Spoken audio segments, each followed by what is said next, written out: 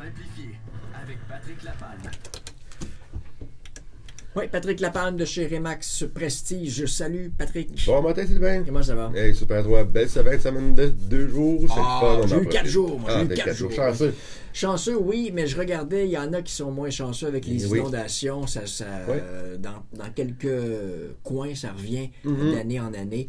Et on va parler ce matin d'une situation particulière. Oui. Moi, j'ai une maison, je vends ma maison. La promesse d'achat, elle est acceptée. On passe chez le notaire prochainement. Incessamment, oui. Et entre-temps, il arrive...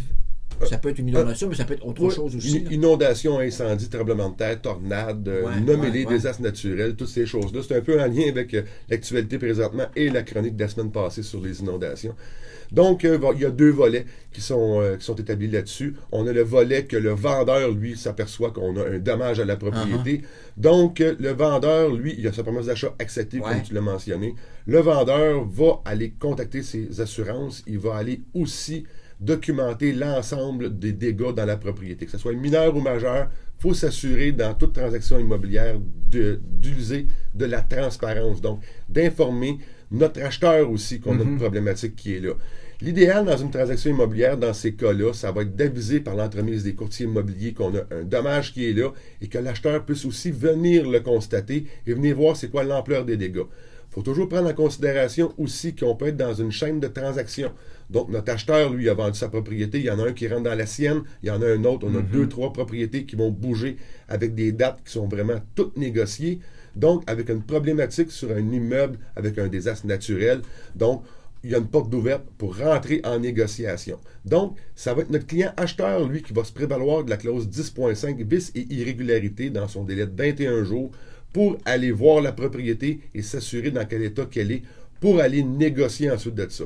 Naturellement, il peut y avoir des pertes de valeur sur la propriété, il peut y avoir on va demander peut-être de faire des améliorations sur la propriété suite à différents dégâts, comme à aller mettre l'immeuble immunisé dans un secteur qui va être inondé. Toutes ces choses-là, ces frais-là, il va falloir qu'ils soient vraiment bien expliqués à toutes les parties. Moi, si je suis acheteur, est-ce que je peux me retirer ma promesse d'achat? Et voilà. La clause 10.5, elle nous donne vice et irrégularité, que là, quand vous avez un vice et irrégularité qui rentre dans la propriété, ça peut être, je vous donne un autre exemple, que le certificat de localisation a été préparé en retard et il va être préparé entre la signature de l'acte de vente et l'acceptation de la promesse d'achat et vous découvrez que vous empiétez directement sur une autre propriété à côté et vous voulez vous retirer de la promesse d'achat. Cette clause-là, c'est une clause qui sert uniquement à cela. Vice et irrégularité.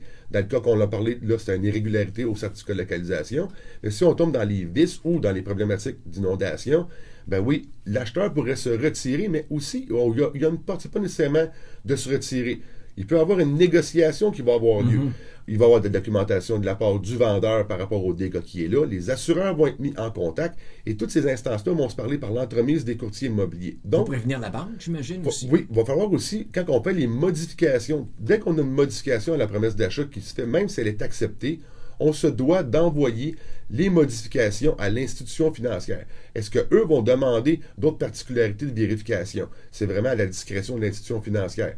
Selon les montants qui vont être appliqués ou en diminution de prix de vente, ou directement, si vous sortez de la promesse d'achat, ben on s'entend qu'on n'en parle plus, il n'y a plus de promesse d'achat, il n'y a plus de financement, il n'y a plus rien sur la propriété.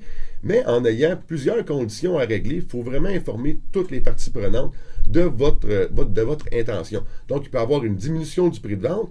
Il peut y avoir aussi que l'assureur va venir réparer la propriété et vous allez retarder l'acte de vente et rentrer plus tard suite à la fin des travaux. Est-ce que l'assureur va vouloir faire les travaux quand vous allez devenir propriétaire?